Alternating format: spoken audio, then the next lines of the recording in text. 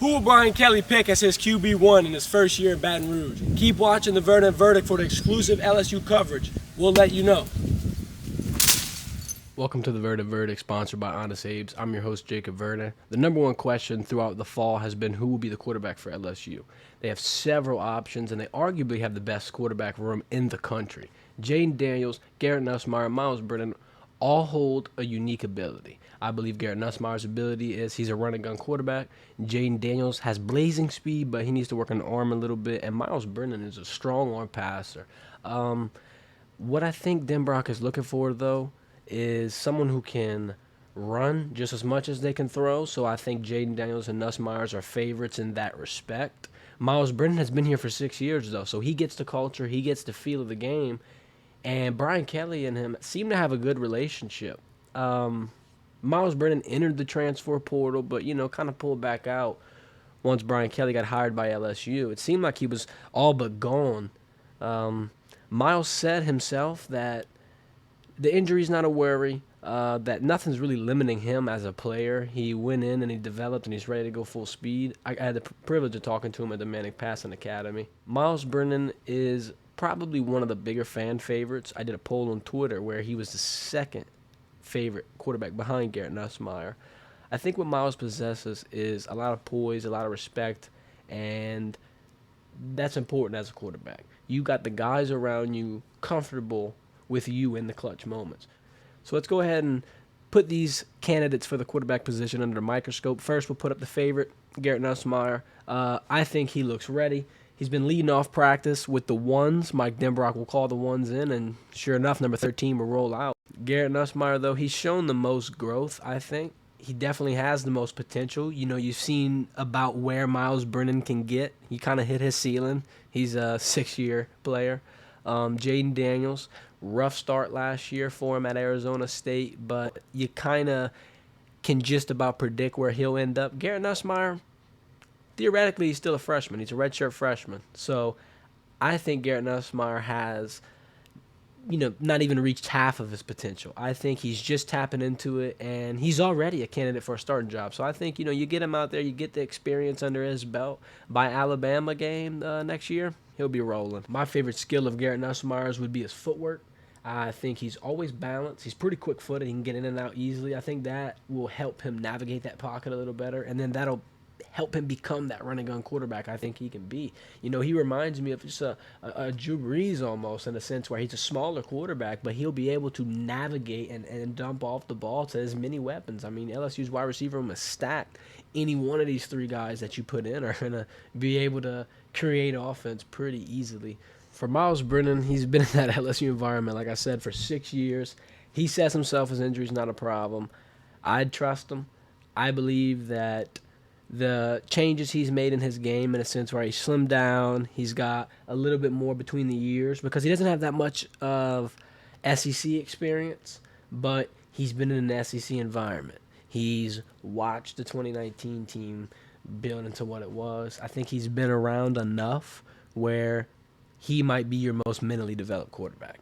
He also has a pretty strong arm, but that footwork, the mobility, that's what's going to kind of handicap him in a sense. I think Myles Brennan is going to have to really take care of his body going forward. Of course, he's 100% now. The injury history is a big red flag for him. If he goes down with one injury, if he gets a starting job, someone's probably going to be put back in that spot and he won't see the field again. Brian might want to put Nussmeier out for 2-3 halves in a smaller game like a Southern or a Florida State. See how he plays. Then if Nussmeier can prove himself, maybe Myles gets moved down to the backup. Who knows? Jalen Daniels has a good shot at the job because of that mobility. However, he needs to work on his accuracy. Denbrock said Coach Sloan and Coach Kelly are doing that with him. They're also working on his footwork. But if Jalen Daniels is a couple weeks removed from our first game and his footwork's not there yet, or there's still a couple things that the coaches have to, kind of fix for him, he doesn't seem like the best option. Accuracy, footwork, you just can't take the chance. Last season, 10 touchdowns, 10 interceptions.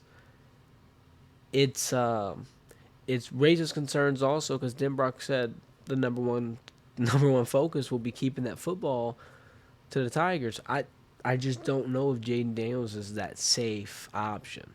I don't know if he's going to be the guy you trust to lead that offense. Maybe, you give him, similar to what I said earlier, you give him a couple halves to see how he plays and how he's adjusted. I do want to say, the only thing that I would put in the air here is you want to make sure that you're protected just in case an injury were to happen. Last year, LSU fans saw that freak injuries happen out of nowhere and kind of, put a spin on things. LSU needs to stay prepared in the sense that they won't have to start Walker Howard and burn his red shirt. They won't have to put themselves in a situation against Alabama with an inexperienced quarterback. I think if Nussmeier is the guy, you're gonna have to make sure Brennan and Daniels stay, or at least one. You don't want to send your freshman out there. You'd have two freshman quarterback theoretically. I think my favorite is Garrett Nussmeier. He checks all the boxes. He possesses that ability to create something when there's nothing. He can move around the pocket. He can escape.